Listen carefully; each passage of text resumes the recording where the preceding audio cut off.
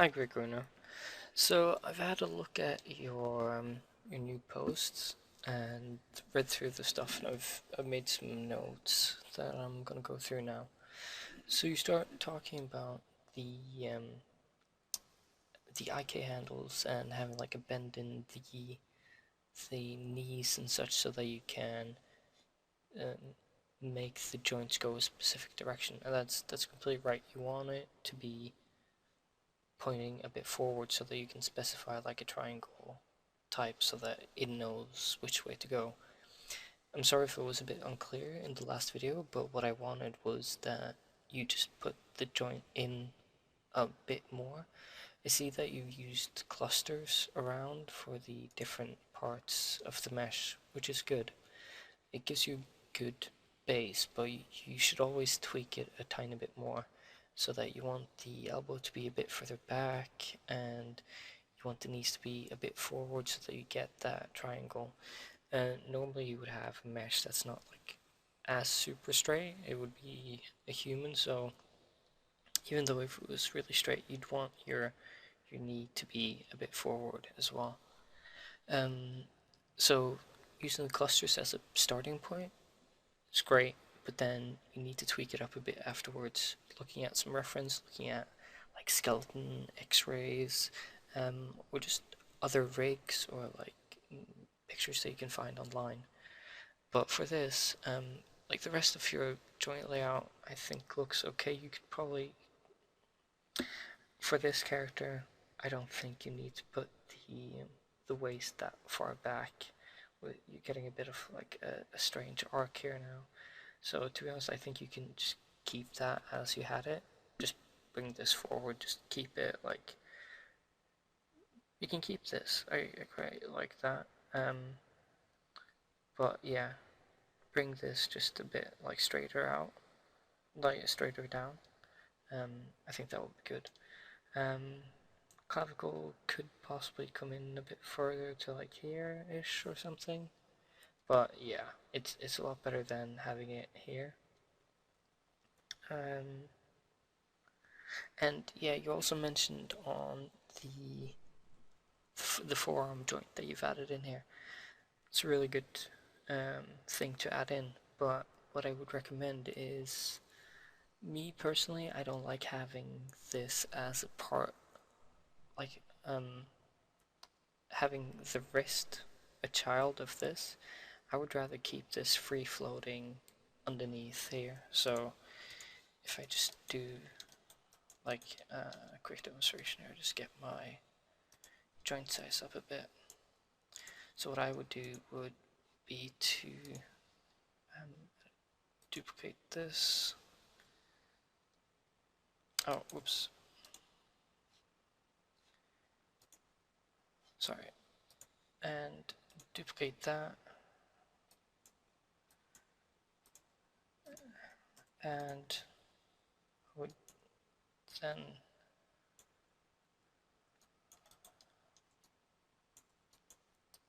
have that back here times equal 0.5. That just gives you the halfway in between. So basically now you don't have to worry about all this following underneath as well. I prefer to keep it, if I'm gonna have a twist joint part of my hierarchy like this, which you probably would do for like a game engine, like you were mentioning, I like to just keep it underneath here, because now this doesn't, this just gets the rotation around here. Then you do like an orient constraint from this or another setup from where you could find online. But for like a super simple setup, you can do an orient constraint between these, and you would just do it in the x-axis that you have going on here, so that when you keep when you rotate this, this will be like 50% in between here.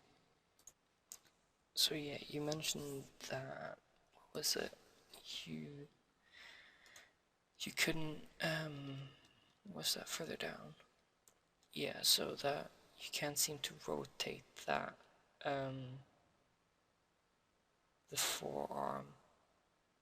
Is that around? That might be with your IK going on. My brain isn't properly working out, but like I said, you don't really want to do when you have one joint, two joint, three joint chain.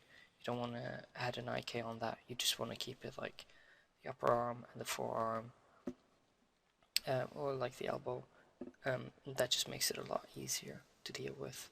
Then you just keep these underneath and have them driven by some mean. Let me see. Yeah, so the low poly look that you mentioned as well.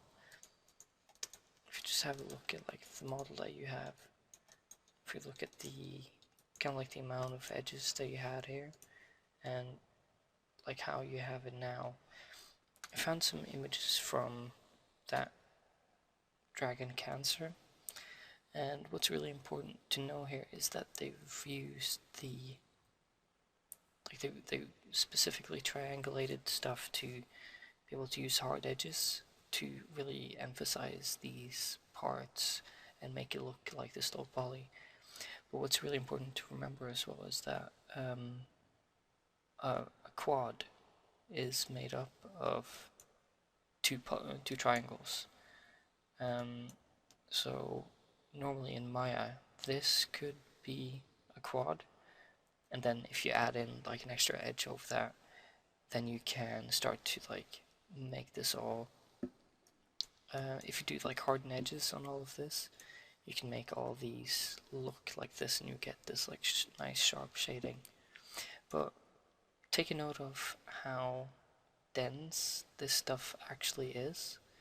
You might think of low poly as really low poly, but if you look at this, it actually has a quite a good amount of definition.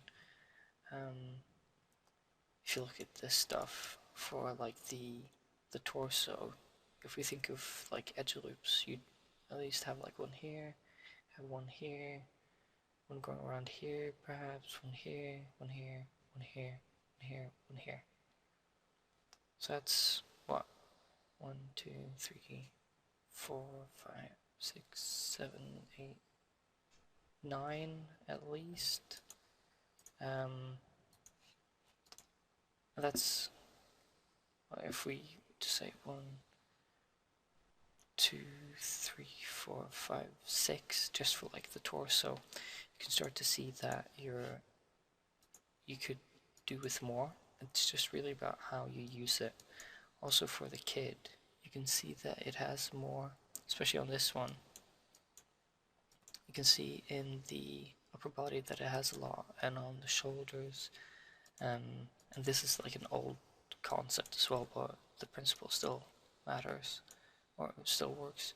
So you can see here he's got like enough edge loops over for like the bending of the knee, and he's got like an extra one here, and then I don't think he has anything until down here, but he has this extra one in here to be able to keep that volume a bit, you know, keep this going around.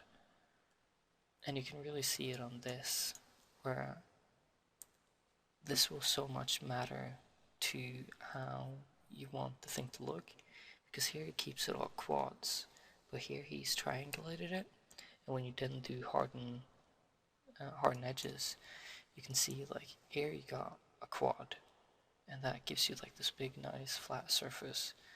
But then up here he's got a quad which he's triangulated, or like just put an edge through, and that gives you like this nice shape here as well, like with the shadow difference, and that goes throughout the whole of this. And I think he's really gone in here and made like some like abstract shapes. Like this is kind of like the fold going through the shirt. He's made this afterwards.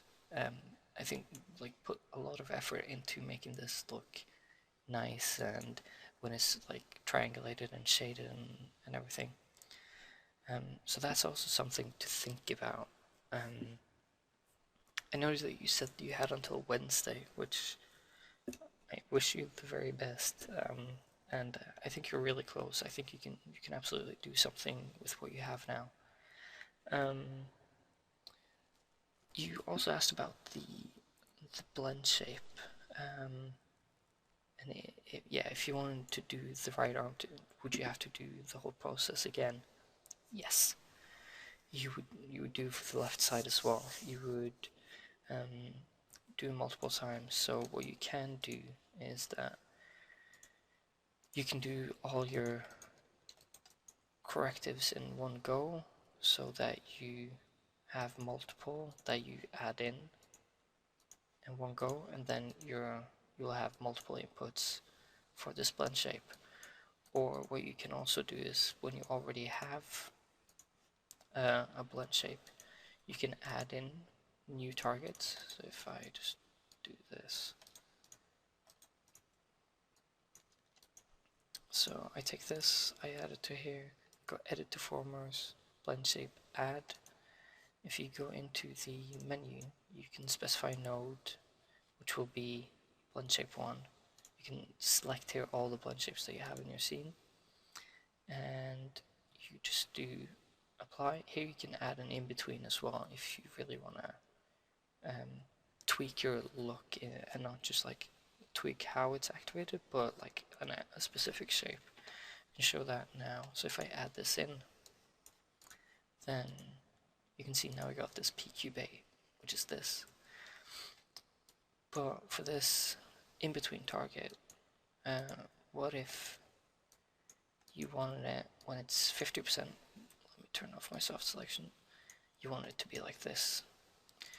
You can do that as an add in-between target, and you basically specify at which point. So you want to put this to 0.5 for 50% in between, and then the target index is basically the number, so 0, 1, 2, and we add it in.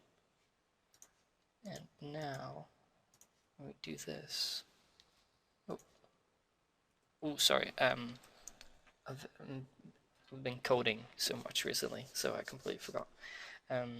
Yeah, it goes 1, 2, 3. So you see it's been added at number 2 in my list. And so when I go out to 50%, it gives me this shape. But this is the other shape that this is trying to go to. And so when I add it back in, like go up to fully, it just returns to that cube. So you can do some cool stuff with that. But bear in mind that when you do a game engine, that won't always fully support like stuff that you do in Maya. So skinning is completely fine. Blend shapes, you might have to do some work on that to get it to trigger correctly. I'm not quite sure how well that works with just exporting animation. I think it works very out of the box if you're just doing a straight animation start play. I think that will work, but I'd recommend having a bit of a look at that as well. So you also wonder about if you could have one mesh for the corrective shapes, or if you need to use a new one for each. You need to do a new one for each. You could probably do like some trickery for having it all in one, but it will just make things worse. Do one duplicated shape for each corrective, and what you after you've done a blend shape, you can delete the meshes because the information is stored in the in the blend shape node, so that's still in there. But the problem is now, if you want to edit those blend shapes, you've deleted them, but you can always get them back by doing this and then duplicating them out, but then you gotta like add them back in, etc. So just keep your blend shapes in the scene. Just makes your life a bit easier. When you export to a game engine, that's all handled in the FBX anyway, I think, so you don't really need to worry about that. And you asked a question about can you skin the body as well? Do I leave the knee and elbow parts and not touch them? What if they influence other? I'm not really sure. Like, you will skin the body. You skin the body as good as you can, and then you do the blend shapes as a final touch on top of that. And so your body should work without blend shapes as well. Your body should do something when you move it around. Absolutely. And then you will just add in the blend shapes afterwards. Now you mentioned cleaning up the scene. I had a tiny look at this because I noticed you got a bunch of these P-Cube, which just has like transform and all this stuff. So what you would want in the end is you want a top node, like a top group, which just contains everything which is in the rig. So if we say this is completely done now, I would get rid of this, get rid of that, get rid of that. This poly surface doesn't do anything. That doesn't do anything. Oh. Oh yeah. So yeah, of course, that's you've added in all these transforms. They're part of your history. So again, delete the history, and now you can see most of that stuff went away anyway. So now we can get rid of it. That mum character, that we can get rid of all these empty nodes. Yeah, let's just get rid of the cubes that I made. Mum character is the one that we care about. We don't want this. Geo. Now you'd want to group this something like rig group,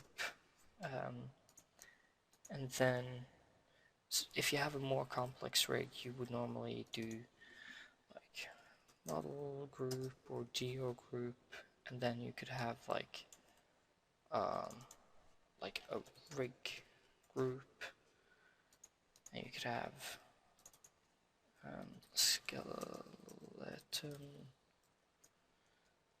group, which you could keep outside as well. So in the rig group, you would have like all your IK handles, your twist ribbons if you had any of those. One thing to mention is this really isn't like a fully fledged out rig right now. Yes, you can move this around and stuff, but it will give you a lot of pain when you start to animate all of this stuff. I just remembered I did mention that you should have these like spine JA should be right on top of your root, right? Because that gives you, when you've got IK, it allows you to do, I'm just gonna unparent it now, but it allows you to do like this kind of stuff, so that you can like wiggle around your waist with the IK keeping all of this stuff in check, and another control will keep this in check, so you can do like a nice like little wiggly motion, and you can do like stuff like this, like bend down without having to like counter animate all the legs and like the pivot, now the pelvis and all that stuff. Yeah, so I can show you like an old rig that I had, which is quite basic, I'd say, and would be like a bit on the level that you're at now. Well, I've added in like a bit of like special things here, but just to give you an idea, like I have a top group which is just to complete everything. I've added in the ribbon setup for this one so that I've got this stuff. And here's how I grouped it for this. It's like, it's not really sexy. I haven't named some of this stuff, which I really should have, but it works. But you can see that I've done something here which is really important. When you have like a main controller, a rig should be able to move, rotate, and scale without breaking. And that was important for this rig because he was scaled down a lot at one point. So you would normally have like a main control. And one of the setups that I've learned at school, which is a very nice and basic setup, is that you have your main control, which is driving a move group, and underneath that move group you've got a scale group, which is also scale constrained to that main control, and just separating it out into stuff like that. Just in the beginning, especially when you're learning this stuff, makes it a bit easier to just keep control of it. And then underneath there you've got your joints, so you've got all that underneath there. You got your controls, and I've also got my geo in here, but do I have inherit transform? That's a bit... No, I have my... Oh wait, I think this is something else. Oh yeah, sorry, I haven't looked at this in a while. But you can see that I have my geo outside because it's driven by the joints, so don't worry about that one. And this move, scale, and then keep your joints and controls underneath here is a really simple and powerful setup. And then you have like your main control underneath, just like the top group.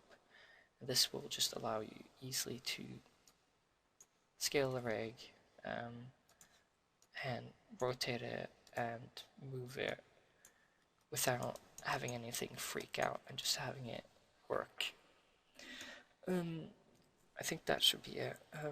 If there's anything else that's not clear, like this question that you had here, if I didn't fully answer that, or this one, which I wasn't quite sure on. Yeah, I'm just reading over what you said here again. Blame. Yeah, like, do you delete the blend shapes? Like I said, I wouldn't. Especially like keep them in a file where you have them. Yeah, cool. I think that's going through most of your stuff. If not, let us know if there's anything else that we can help you with. And good luck, man.